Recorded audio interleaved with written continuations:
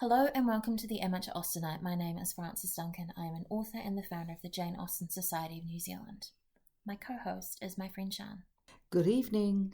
And today we're discussing chapter 42 of Mansfield Park by Jane Austen. Mr. Crawford's still in Portsmouth. He turns up as the Prices are about to go to church. He joins them at church and then joins them for their walk along the ramparts. Is that the correct word? Correct. He realises that Fanny is not in good health, that she's been confined too much, and says to her quite clearly as he drops her off at home, I need you to tell my sister in every letter that you are well because I know you cannot lie and I'm really concerned for you. He ums and ahs about going home to Norfolk to deal with the situation there and tries to get Fanny to guide him, and she says, you should know internally what's the best thing to do. She still thinks he's improved, but she is comparing him to the people she's around at the moment who are not so great.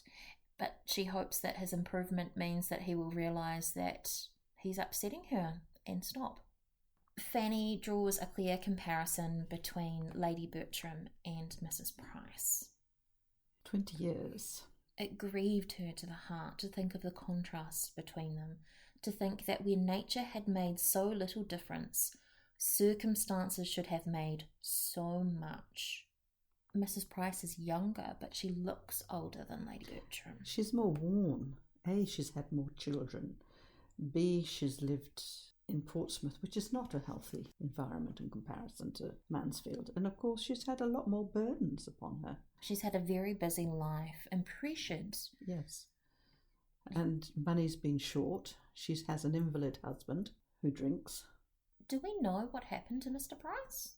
He's on half pay. He's not out to sea anymore. He is just a mister. He's not a captain or anything, is he? No, he's a lieutenant. He never got past being a lieutenant.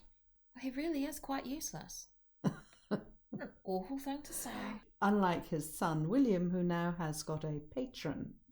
He never managed to get a patron. And presumably he didn't have the ambition, or he was invalid out before he could really make a difference. Presumably he was a sort of a dashing lieutenant when Mrs. Price went off with him. She was seduced by the uniform. So we do have a worn, and again the term slattern comes up. And that is not in the term of a slut as we often tend to think of it as. Well, if you think about things like Coronation Street, it's the kind of person that would go out to the supermarket with their rollers in, and their floppy slippers and their dressing gown. Now, I'm not saying she's quite that sloppy, because obviously not. For a Sunday, she dresses up and she goes out and loves her Sunday afternoon, strolling around with her acquaintances and friends and complaining about the Portsmouth servants. Not that she does much to improve the Portsmouth servants, but certainly not her own. But yes, she's got that larger family. I mean, in a small house in Portsmouth, the noise, dealing with the arguments all the time over the knife. She's already lost one child and always presumably scraping up money. So yes, she will be more worn. And let's be honest, what does Lady Bertram do but sit on the sofa and write letters as far as we know? But she did did she dance at the ball, or did she just look decorative? I don't recall her dancing. I'm sure she was very decorative though. And she would have only been, presumably, in her mid-40s. What strikes me is this is the only time in the week that Mrs. Price actually seems to leave the house. I know. Does she go to the shops at all, or is that all done by Rebecca? I assume Rebecca would do it. And the children, the girls. Being so confined in that house sounds terrible. Fanny's also very happy to be outside, and she and Mr. Crawford, it's really lovely. Like, they're enjoying the same things about nature. Considering he was not Edmund, Fanny could not but allow that he was sufficiently open to the charms of nature and very well able to express his admiration. He's not Edmund, but he's a good substitute. Yes, and you can't help but think, what if they'd never done the play? How things could have been different. He is being persistent and also caring. Yes, you could say he's still being selfish, but he's a young man who's used to thinking of himself. But he's also very aware that she's not comfortable. It is not doing her health any good. While he's courting her, he's not pushing her. She's only, I think, overly sensitive about it, wishing he would go away. This chapter, I think, you see what could have been. She would have made a good Mrs. Crawford, but he is trying to be a good man. He is aware that her present residence could not be comfortable and notices that she had lost ground as to health since her being in Portsmouth, and he even says to her, I know Mansfield Park's faults towards you. So he's always been aware of Mrs. Norris particularly, and Lady Bertram basically taking her for granted.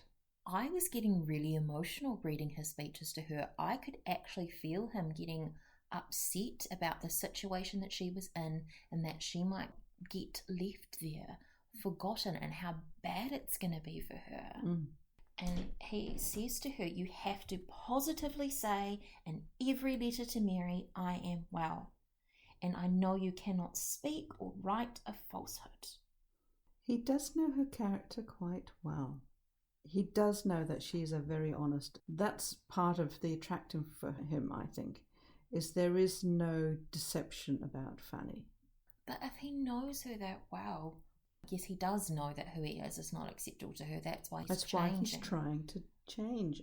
He has to see her to be able to demonstrate his behaviour is changing.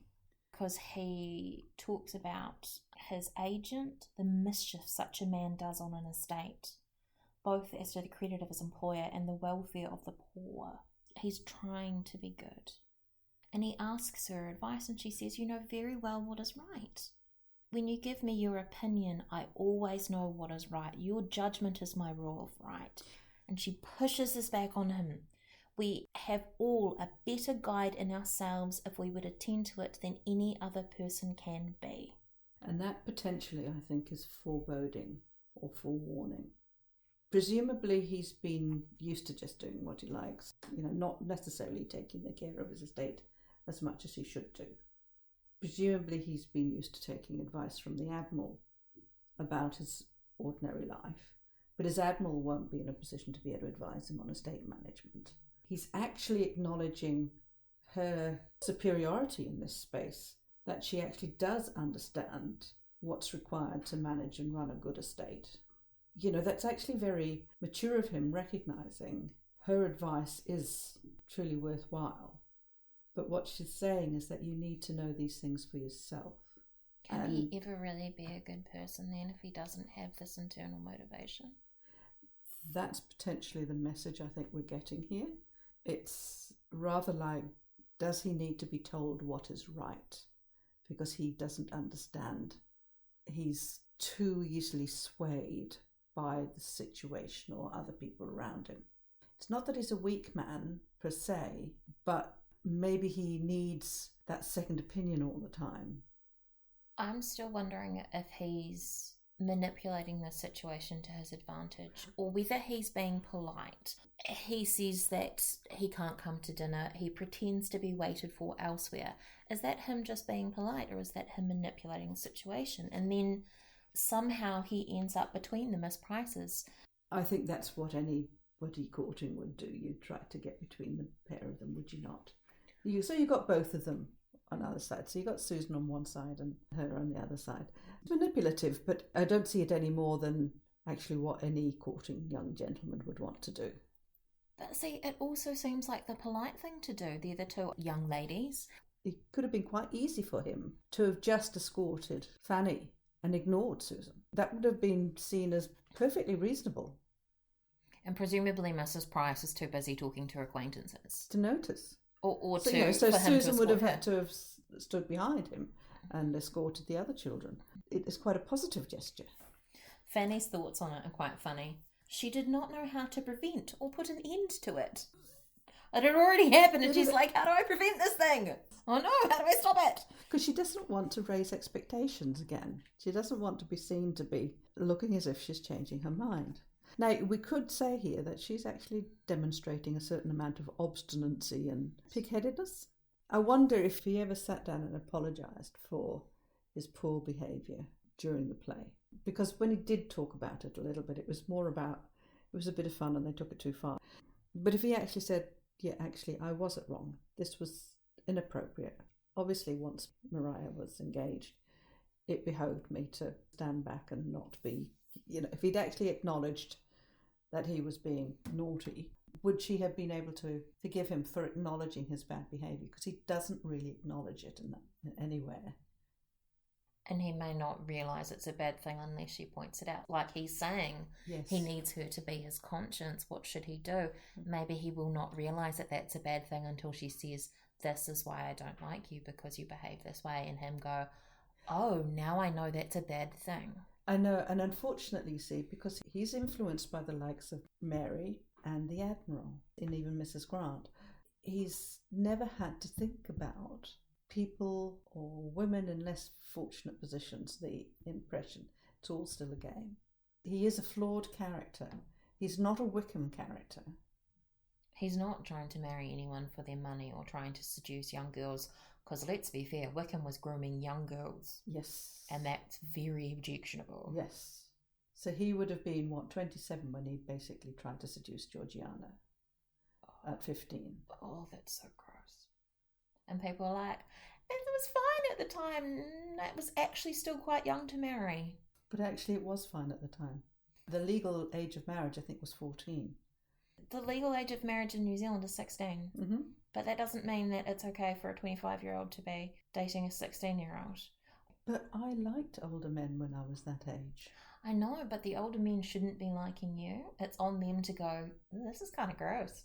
I know, but as you get older, the age gaps diminishes. That's an important thing to think on. 12 years, 15 years from a 16-year-old is quite different even from a 20-year-old or a 24-year-old. There's still consequences. I think when you hit like 25 or 26, then you can start dating people significantly older than you. But before that age, you're too young to be dating anyone older than you, really. Other than a year or two, maybe.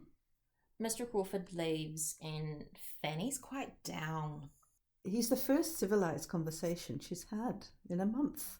And he's somebody of the nature of a friend. And understands her. He actually has acknowledged that her health has diminished. That must have been quite an eye-opener for her, that he knew her well enough to realise that she was not thriving there. She was being starved, both body and mind, into a much juster value for Mr. Crawford's good company and good fortune. I mean, they talk about Rebecca's cooking and the plates nothing being clean, so she's not eating. Which, if Sir Thomas had known, he would probably have feared to push his experiment further, lest she might die under the cure. She's been here a month. The intention is for her to be there 2 months. She's thinking about Mr. Crawford and not considering in how different a circle she had been just seeing him, nor how much might be owing to contrast. She's quite persuaded of his being astonishingly more gentle and regardful of others than formerly, but Jane Austen's pointing out, maybe he's pretty much the same, but you're seeing him in a different context and going, he's actually not bad. It could well be. Certainly in terms of his manners and his bearing and everything, he's streets ahead. And he could save her. He wants to save her from this. That is still actually a very positive thing, because for all she's related to Sir Thomas, this is her family, and yet he's still prepared to be seen and to marry her. Of no advantage to him. It's all Fanny.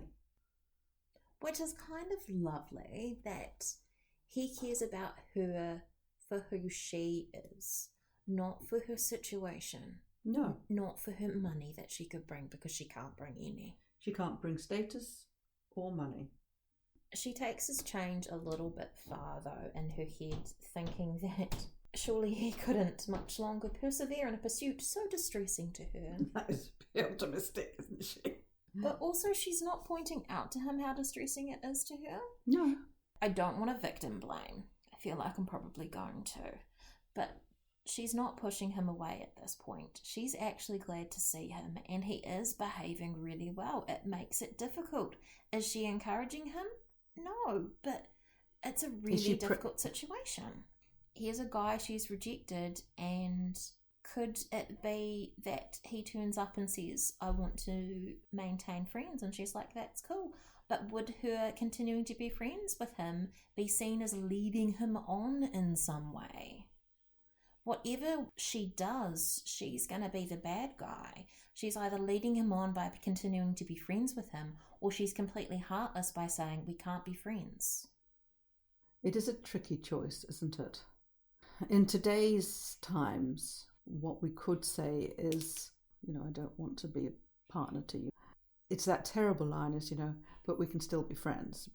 The reality is, under a situation like that, the only thing you can opt for that person is, I think we need to have some space. Oh yeah, immediately transitioning to friends, not a go. If you're like, I would genuinely like to keep you in my life, how about in a month or so we see how we're feeling and if we want to transition this relationship to friends? But you need to have that space before you transition. But it's also actually that individual, the one who's got the attachment, is the one that needs the space.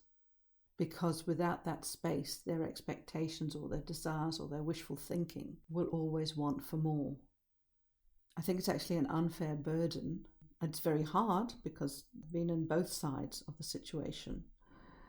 But I do think from an honest perspective, you have to say is, I don't dislike you, but I don't think we should be seeing each other for 3 months, 6 months. I think you need time to, get over the relationship and give yourself an opportunity to meet new people. You can't do that if you rely on me. It was a tricky chapter because, after all, he's not worthy of her. He's coming across quite positively in this chapter.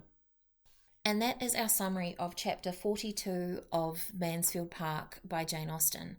My name is Frances Duncan. You can find me at francesduncanwrites.com and on Twitter at Frances_Duncan. Thank you for listening and we wish you happy reading.